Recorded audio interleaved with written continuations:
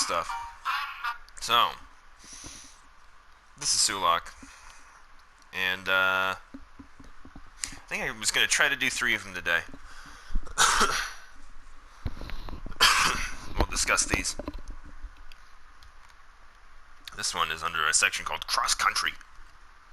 It says, entitled, Philadelphia's Top Prosecutor Pursues Social, Not Actual Justice. Larry Krasner says he wouldn't prosecute certain offenses, and the bad guys got the message. Yeah. We're going to go down to the station here. This is by Jennifer Stefano from January 10th.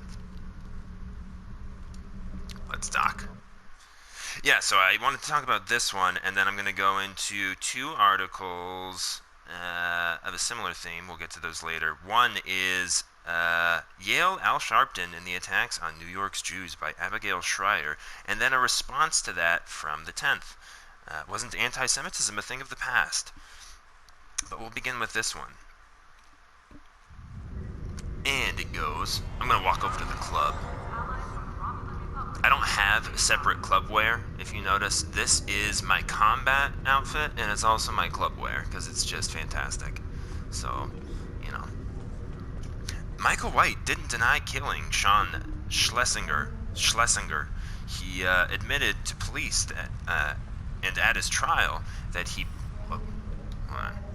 I'm going to grab a seat first. And I'm going to do a dive roll. I have a reservation. Yes, thank you. And there's the bartender right there. I wonder if he has any fatback and corn liquor. Give me that good old strong corn liquor with fatback on the side. If I could sit in a chair, that would be very nice. There we go. This is my seat. They keep it open for me. And to continue / begin, he admitted to police at his trial that he plunged a knife several times into Schellinger's back during a July 2018 scuffle in Philadelphia's Rittenhouse Square. Numerous witnesses and cell phone video confirmed what happened. Yet in October 2019, a jury acquitted Mr. White, a 22-year-old college student, on voluntary manslaughter. That's quite a leap. Many, including the victim's family, blame Larry Krasner, Philadelphia's soft-on-crime district attorney. Mr. Krasner is one of a new crop of, quote, progressive prosecutors who have won election in liberal cities. They include San Francisco's Chesa Boudin, who was raised by Weather Underground radicals Bill Ayers and Bernadine Dorn because her own parents were in prison for participating in the murder of police officers. Mr. Krasner was a virulent critic of law enforcement before running to become the city's top prosecutor. During a 30-year career as a defense lawyer, Mr. Krasner gained notoriety for filing 75 lawsuits against Philadelphia police. In a 2017 campaign video, he said, quote, policing and prosecution are both systemically racist, and he called poverty and crime consequences of, quote, mass incarceration. Sounds like you're in the wrong career path if you have such a kind of black and white interpretation of law enforcement. I don't know. It sounds like you might be one of those activists that I was talking about, an activist prosecutor. It's okay to be an activist and a prosecutor, but not an activist prosecutor, because then I think your ethics are compromised.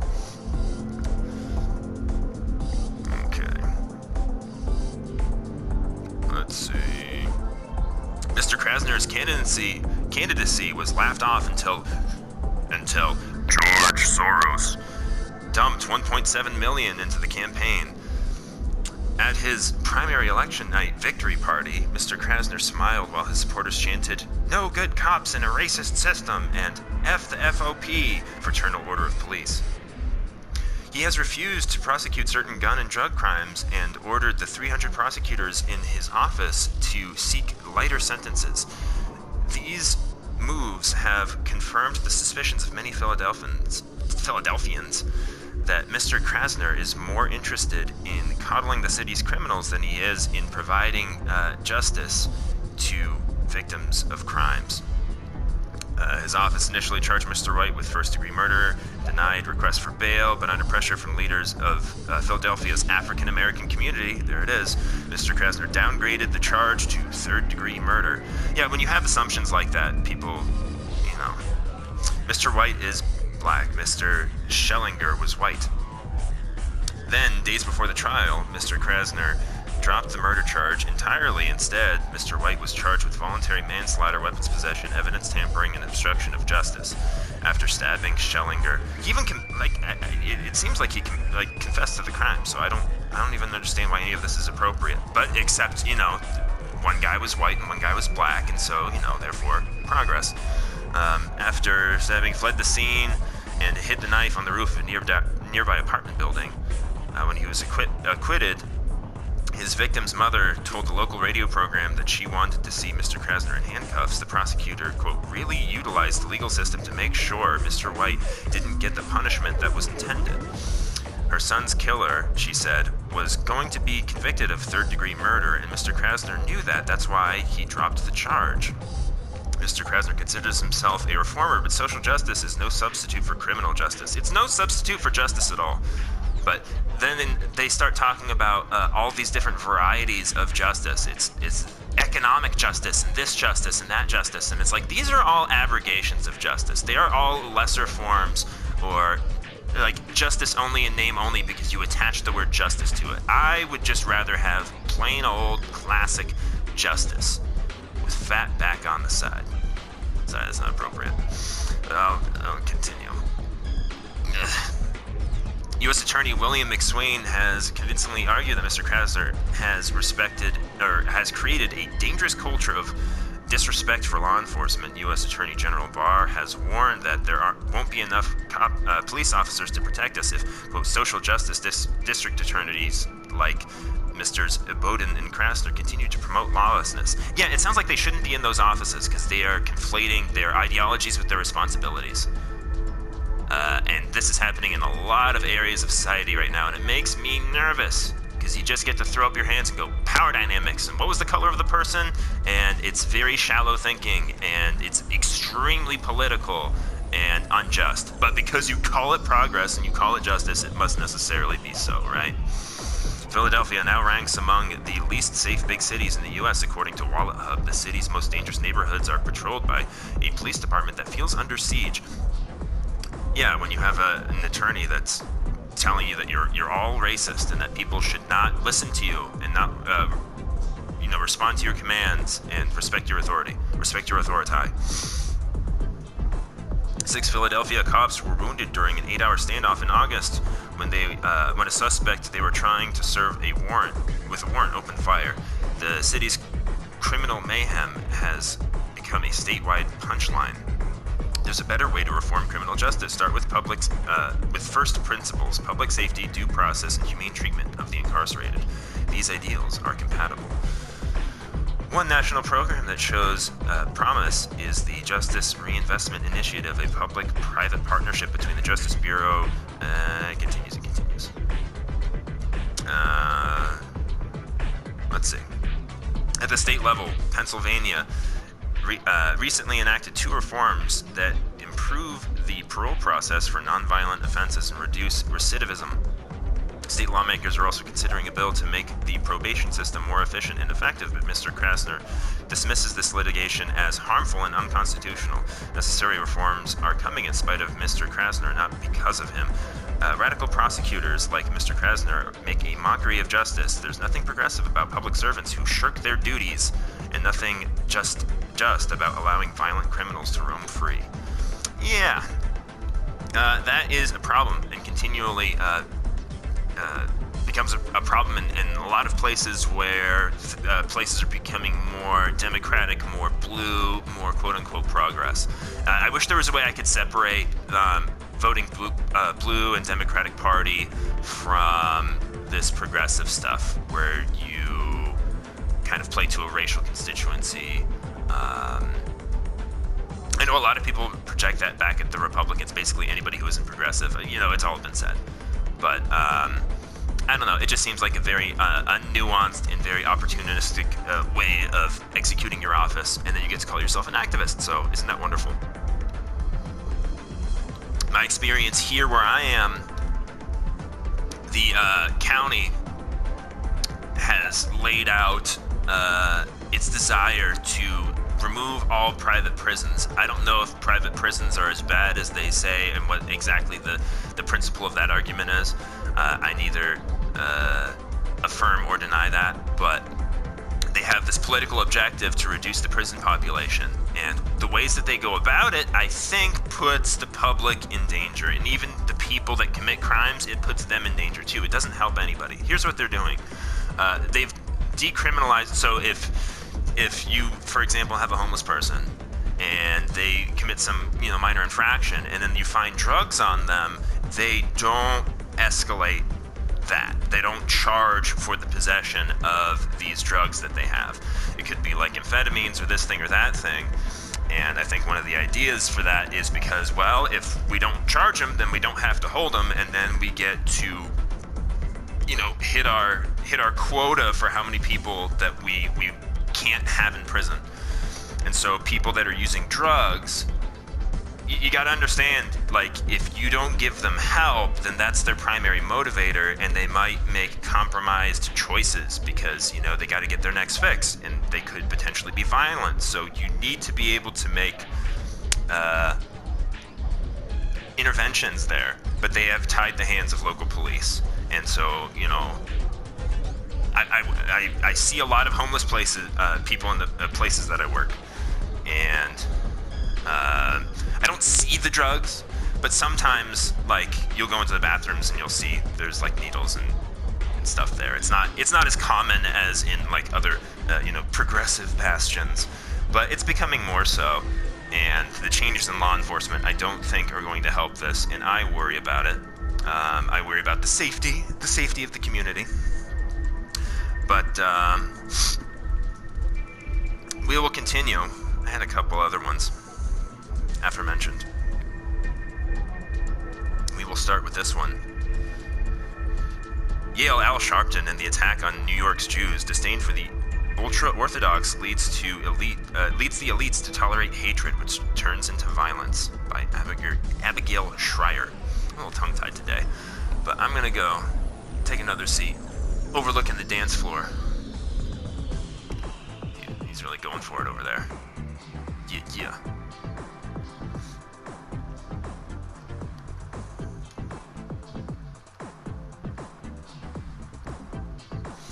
Okay.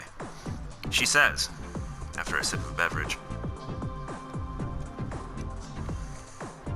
my entering class at Yale Law School in 2002 had one Jew who might be called ultra-orthodox. He traveled some 2 hours to campus each Monday from Brooklyn, New York, and before the weekend, as far as I knew, he headed back on Fridays when Sabbath came in early and he needed to get home. He could be seen racing, white-faced for the exit, one hand pinning the velvet yarmulke to his head, the wheels of his tag-along briefcase crying out. Yale Law School was about as secular a place as I have ever been. An institution where God seemed not only absent, but strangely irrelevant. I sympathized with his need to chase spiritual renewal elsewhere, but the open snickers of our classmates surprised me. They imitated how he raised his hand in class, palm a little too rigid and slightly tilted forward. They joked that it looked like a Nazi salute. They rolled their eyes whenever someone mentioned his name. Yeah, it's very vogue, I guess, if you're a progressive elite person, to call observant Jews white supremacists or make Nazi jokes about them, which is so unbelievably tacky. But I think that one of the reasons why there isn't stigma there's stigma about like racism for black people for sure. It's like, oh my goodness, he said what and did this and blah, blah, blah. But, if it's an Orthodox Jew or an observant Jew, basically Abrahamic religions are patriarchy and white supremacy, according to these, not all progressives, but I think if you just look, if you're very beholden to social justice and you're beholden to intersectionality and power dynamics, you can make excuses for those sorts of things. Like how the college newspaper where I am called an Orthodox Jew, I don't think he's Orthodox, an observant Jew, I don't know the distinction, but they called him a white supremacist, and they got away with it, and they put it in print. So, what are you going to say? In an institution pledged to champion the downtrodden, contempt coalesced happily on his head. Most surprising to me was how readily and wordlessly our classmates seemed to have agreed on their target. How did they know whom to kick around? Intersectionality, that's how. Their defense of minorities stopped at his feet. So many unspoken rules of communication arranged themselves in a target on his back. I thought of him this week and the week before and for many weeks before that as the frequency of assaults in the New York area targeting ultra-orthodox Jews rises from alarming to commonplace. The beatings in Brooklyn, threats hurled at ultra-orthodox Jews on all manner of public transport, the brick bludgeoning in Brooklyn's Crown Heights neighborhood, the machete attack in Muncie, New York, north of the city, the shooting in a New Jersey supermarket meant for the yeshiva upstairs filled with children. Videos of the Brooklyn assaults seem borrowed from another time and place of Jews attempting to mind their own business in black hats and dark suits, beaten by street thugs. That's racist, you can't call them thugs. The black hats and dark suits, provocation enough. The ghastly silence of the elites, or worse, intimations that Jews themselves are responsible. I can't be too flippant. I don't want to be too flippant and just joke around about this because I don't find it amusing. But I just know a lot of people who observe this progress cult, and I ask, well, why aren't you talking about this? And why is this not relevant? And you can't get to the point where you actually make them articulate it, but I think always the answer is well, power dynamics. I just don't understand it. I talk to people about the media narrative and I say, well, I read an article talking about those attacks on the Jewish community, and the article did not mention the race of the people committing these crimes. It just said white supremacy. These people were not white, and they were not white supremacists. So, the inability to talk about this in order to preserve a narrative for political convenience is evil, and it is not progress. But you get to say, well, we got to break a few eggs. I don't know what the excuse is, but it's hurting people. So, the AP tutted in a tweet that has since been removed. The expansion of Hasidic communities around New York City has led to predictable civic sparring, but also flare-ups of what some call anti-Semitic rhetoric. This came days after a madman charged the home of a Hasidic rabbi, hacking at Jewish heads with a machete. NBC New York tweeted from the same script, quote, with the expansion of Orthodox communities outside New York City, has some civic sparring, and some fear the recent violence may be an outgrowth of that conflict. Some fear what exactly? That Jews got what they deserved? That the attacks are a logical response to gentrification? Good people on both sides, is it? This is Bill de Blasio's New York, but it could just as easily be David Dinkins. I don't get that reference, but I get the gist, I guess. And perhaps that is why we are seeing this again. The demon of hate, never exercised, floats freely around our sins. Our sin was to have whitewashed the Crown Heights pogrom of 1991 and lavished its instigator Al Sharpton with respectability. I don't know, I was watching Glenn Lowry and John McWhorter talking about some of these issues, and John was like, you're far too hard on Al Sharpton, and that was a really long time ago. And Glenn was not really convinced, because I guess Glenn has a tendency to go off on Al Sharpton pretty regularly. But I think it's just relevant when you have very progressive people saying about what it should look like in society, but at the same time they're giving cover to certain kinds of people that are practicing a certain kind of bias and racism. But according to the power dynamics, they're just not held accountable. It's not politically convenient to be consistent in the cult of progress. So I think that's why it just keeps coming up. Similar things with Louis Farrakhan taking pictures, powerful progressive elites taking pictures with Louis Farrakhan and the things that he said about Jews. And the zero media coverage that the Black Hebrew Israelites got from these attacks and from Covington and all this. Like, we know that they exist, but a lot of people don't because you're not allowed to report on it because power dynamics, and you have to preserve the lingual territory. You cannot portray blacks as perpetrators. You have to use a bunch of euphemisms. Yeah.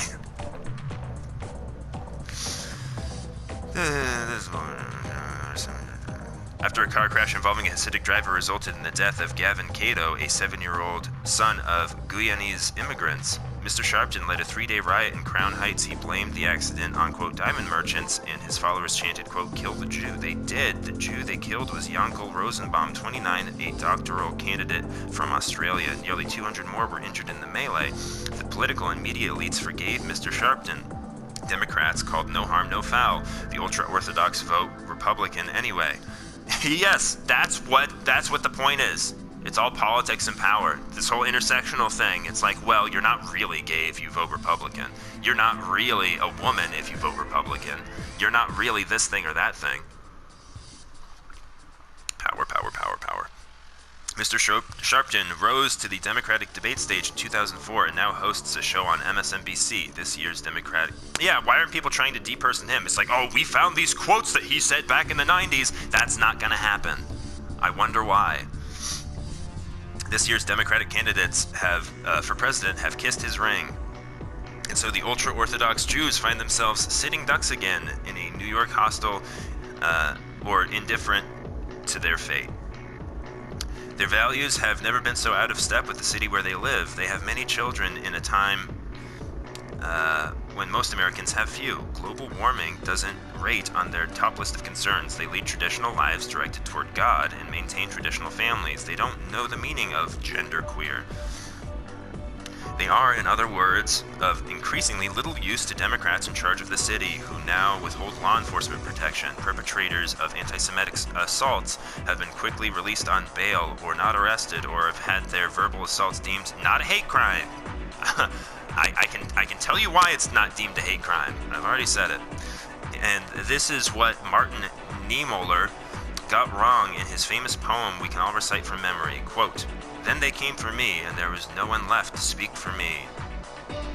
Other people don't worry that they are next when ultra-Orthodox Jews are beaten each week, because they aren't. There is no practical, selfish impetus to protect these Jews, even among progressive Jews, who write these very progressive articles about power dynamics and intersectionality and race.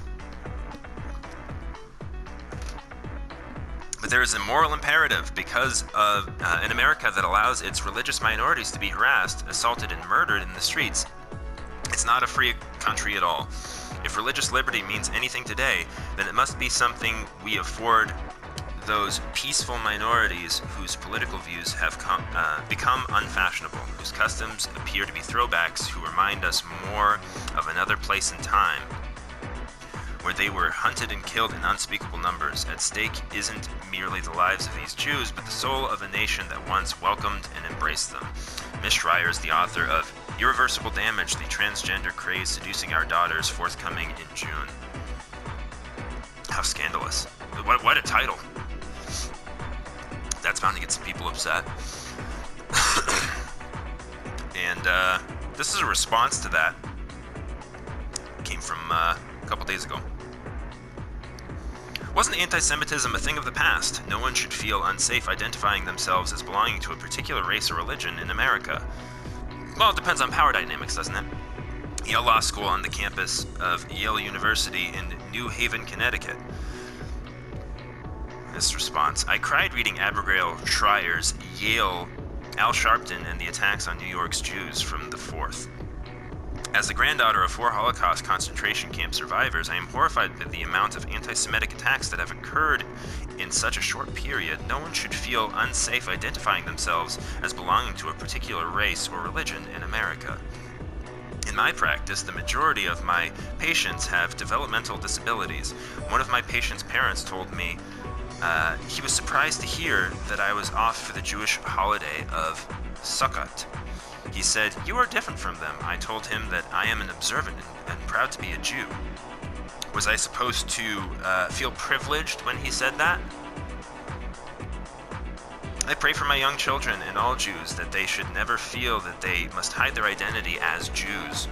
This violence against humanity isn't acceptable and must end, says Judy Olshan.